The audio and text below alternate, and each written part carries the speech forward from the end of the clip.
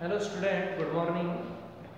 We are going to talk about class 9 English medium subject science and our chapter is matter in our surroundings. ठीक है, हमारा जो first chapter चल रहा है उसी के कुछ टॉपिक्स बचे हुए हैं.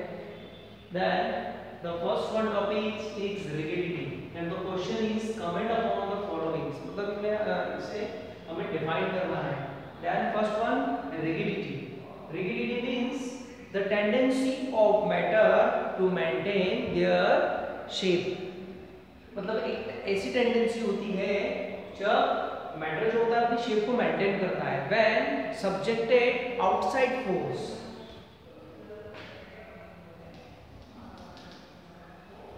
The tendency of matter to maintain its shape when subjected outside force. मतलब जब आउटसाइड फोर्स जब लगता है तो मैटर की कैसी टेंडेंसी होती है जो अपनी शेप को बनाए रखता है, तो इसको हम कहेंगे रिजिडिटी. सबसे मैक्सिमम रिजिडिटी जो होती है वो सॉलिड में होती है. Maximum the rigidity in maximum solid, मतलब सॉलिड में सबसे ज्यादा होती है, लिक्विड में नेग्लिजिबल होती है और गैसेस में भी नेग्लिजिबल होती है. हम देखते हैं कि जो शेप होता है सबसे हार्ड जो होता है वो सॉलिड ही होता है, इसलिए उसकी रिजिडिटी भी सबसे ज्यादा होती है. लिक्विड और गैस की रिजिडिटी मिनिमम होती है, नेग्लिजिबल होती है. Second one is compressibility. Compressibility मतलब कंप्रेस करना. किसको कंप्रेस कर सकते हैं हम? सॉलिड को कर सकते हैं? बिल्कुल नहीं कर सकते. लिक्विड को कर सकते हैं लेकिन एक लिमिट तक. गैस को हम बिल्कुल कंप्रेस कर सकते हैं. The tendency of matter to maintain their size when subjected outside force. जब आउटसाइड फोर्स मैटर पे लगाया जाता है तब वो अपने शेप को चेंज हो जाता है, अपना साइज चेंज कर देता है और इसको कहते हैं कंप्रेसिबिलिटी. अब यहाँ देखते हैं कि कंप्रेसिबिलिटी किस में होती है भाई? मैक्सिमम गैस में होती है. तो यहाँ पर हम लिख सकते हैं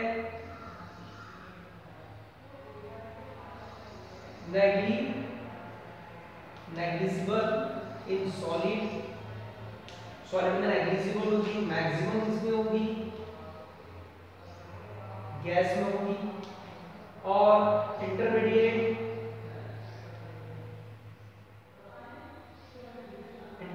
होगी लिक्विड में. इंटरमीडिएट का मतलब होता है एक लिमिट तक, है ना. तो इंटरमीडिएट लिक्विड में जो होगी वो इन दोनों के बीच की होगी, है ना. चलिए फ्लूइडिटी की बात करते हैं अपन. फ्लूइडिटी मींस बहना, फ्लो करना.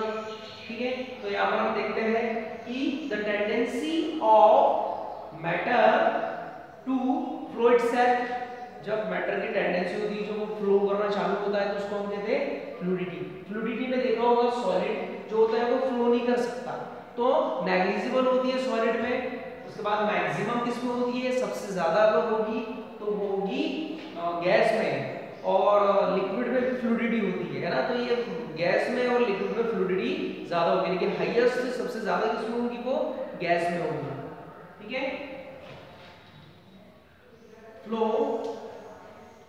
इटसेल्फ अपने आप को फ्लो करने की कोशिश को करता है. Filling in a gas container. Filling का मतलब होता है भरना. ठीक है. अब देखिए यहाँ पर भी क्या होता है कि हम गैस जो होता है गैस कंटेनर में हम उसको फ्लो कर सकते हैं, हम उसको फील कर सकते हैं. The tendency of matter to filling itself. अपने आप को वो किसी कंटेनर में भरने की कोशिश करता है, आने की कोशिश करता है, तो उसको कहते हैं fillings a gas container. We know that the molecules or the particles of gases random motion in all directions. सभी डायरेक्शन में वो मोशन करता है. ठीक है. तो हम क्या कर सकते हैं? मैक्सिमम होता है गैस में, जो होता है हमने देखा कि गैस में फ्लूइडिटी मैक्सिमम होती है, कंप्रेसिबिलिटी मैक्सिमम होती है। तो हम क्या कर सकते हैं, we compress we compress the gas and fillings in gas container, हम उसको आसानी से भर सकते हैं। लेकिन सॉलिड को हम बड़ी मुश्किल से, मतलब उसका नेग्लिजिबल होगा, उसमें हम कंटेनर में हम उसको फिल नहीं कर सकते। उसके बाद वाटर, और जो वाटर होता है लिक्विड्स होता है, ये भी इंटरमीडिएट होता है, ठीक है ना। उसके बाद लेकिन मैक्सिमम जो होगा वो मोशन गैस में होगा, इसलिए हम उसको गैस कंटेनर में फिल कर सकते हैं। शेप, अब देखते हैं शेप के बारे में, है ना। The specific arrangement of particles, the specific arrangement of particles is called shape। मतलब जो पार्टिकल्स होते हैं मैटर के, वो एक स्पेसिफिक ऑर्डर में जमे होते हैं, और उस स्पेसिफिक ऑर्डर में, उस स्पेसिफिक ऑर्डर को ही हम शेप कहते हैं, ठीक है। तो हमने देखा है कि सॉलिड का जो शेप होता है और वॉल्यूम जो होता है दोनों फिक्स्ड होते हैं। उसके बाद जो गैस और लिक्विड्स होते हैं, ये it take shape and size of container, ये कंटेनर का शेप और साइज को ये ले लेते हैं, ठीक है। Next kinetic energy. Kinetic energy हमने देखा है, जो काइनेटिक एनर्जी होती है कि जो गैस के जो पार्टिकल्स होते हैं ये random motion in all direction, सभी डायरेक्शन में ये मोशन करते हैं, गति करते हैं, that is called kinetic energy. इसी को कहते हैं हम काइनेटिक एनर्जी, है ना, मोशन करना। तो सबसे मैक्सिमम काइनेटिक एनर्जी होगी वो गैस में होगी। उसके बाद में सॉलिड में नेग्लिजिबल, और लिक्विड जो होगा वो इंटरमीडिएट होगी, मतलब उसमें काइनेटिक एनर्जी जरूर होगी लेकिन वो इंटरमीडिएट होगी, एक लिमिट्स होगी उसमें। तो सबसे ज्यादा मैक्सिमम काइनेटिक एनर्जी गैस में होगी, उसके बाद इंटरमीडिएट जो होगी वो लिक्विड में होगी, और सबसे कम नेग्लिजिबल जो होगी वो सॉलिड में होगी। तो ये हमने देखा रैपिडिटी पढ़ ली हमने, importance, compressibility, fluidity, fillings in a gas container, जो कि गैस को ही हम फिलिंग कर सकते हैं कंटेनर्स में। उसके बाद शेप, एक स्पेसिफिक ऑर्डर होता है पार्टिकल्स का जिसमें वो अरेंज होते हैं, उसको शेप कहते हैं हम। सॉलिड का जो शेप होता है और वॉल्यूम होता है फिक्स्ड होता है। उसके बाद में गैस का ये फिक्स नहीं होता, लिक्विड का भी फिक्स नहीं होता, बल्कि it take the shape of container, ये किसी भी कंटेनर के शेप को ये जो है अब्सॉर्ब कर सकते हैं, या फिर उस कंटेनर का शेप ये ले सकते हैं। काइनेटिक एनर्जी, है ना, the particles of metals motion in all direction and it is called kinetic energy. The gas have maximum kinetic energy, liquid have intermediate kinetic energy and solid have minimum or negligible kinetic energy. आगे के topic देखते हैं हम।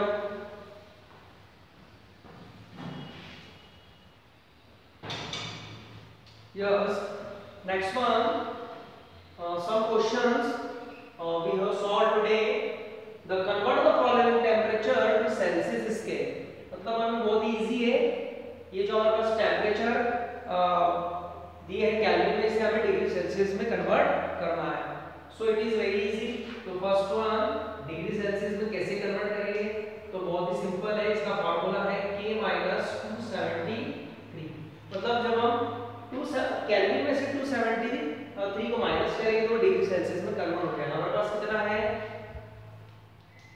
K के place पे 300 plus 273, ठीक है। कितना हो जाएगा ये हो जाएगा 227 डिग्री सेल्सियस। उसके बाद में यहाँ पर उस तरह सेकंड वन है बी वाला,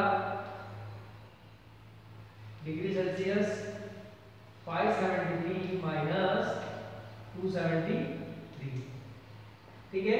कितना बचेगा ये भाई? 300। ये आ गया आपका आंसर। चलिए नेक्स्ट है हमारा physical state of water at 250 B 100 degree Celsius. अब 250 में हम जनरली देखते हैं कि ये कौन सी स्टेट में होगा? ये गैसियस स्टेट में होगा। वाटर इन गैस स्टेट, बिल्कुल सही है। जो वाटर होगा गैस स्टेट में होगा। 100 डिग्री सेल्सियस पे क्या होगा भाई? Water as well as in gas state, है ना।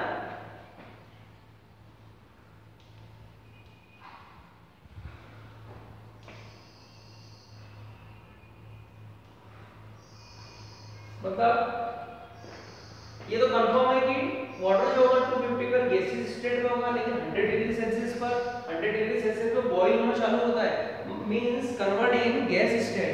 तो एज वेल हम लिख सकते हैं कि जहां तक है कि जो वाटर जो होगा वो गैस स्टेट में होगा, ठीक है। या ये भी लिख सकते हैं हम water boil at 100 degree Celsius, mean it converts in gaseous state. This is the point. This is the fixed point. 100 degree Celsius is a fixed point of boiling of water. चलिए next अगला question भी बहुत easy है। Convert the following temperature to the calorie scale. अब इसको हमें calorie scale में change करना है। क्या करेंगे हम इसमें 273 को हम प्लस कर देंगे, ठीक है। तो ये आपका आंसर हो जाएगा। तो इसको आप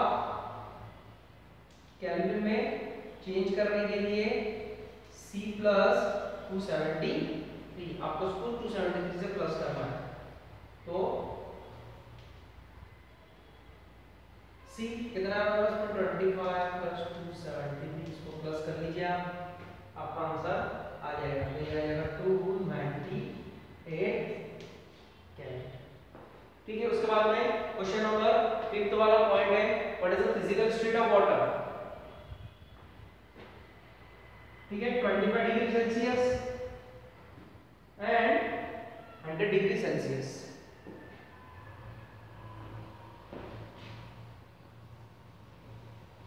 चलिए, ठीक है ना। K equals to 25 plus 273। अब देखते हैं हम what is the physical state of water. सबसे पहले 25 degree Celsius, but 25 degree Celsius पे क्या होगा, ये लिक्विड स्टेट भी होगा। 25 डिग्री सेल्सियस पे क्या होगा, लिक्विड स्टेट भी होगा। तो first one, water is liquid state. B 100 पर तो बर्फ बनना चालू होता है, ठीक है, स्टार्ट। तो या तो सॉलिड स्टेट में हो सकता है या फिर लिक्विड स्टेट में। लिखेंगे एज वेल एज लिक्विड और सॉलिड स्टेट, ठीक है। तो एज वेल एज लिक्विड और सॉलिड स्टेट, या तो वो सॉलिड स्टेट में होगा या फिर वो लिक्विड स्टेट में होगा। 100 डिग्री सेल्सियस पे ऐसे लिखेंगे एज वेल एज लिक्विड और गैसेस स्टेट। यहाँ पर जो वाटर होगा 100 डिग्री सेल्सियस पे या तो लिक्विड स्टेट में होगा या फिर वो गैसेस स्टेट में कन्वर्ट हो जाएगा। तो ये हमने आज के टॉपिक देख लिया, इसको आपको पैराग्राफ में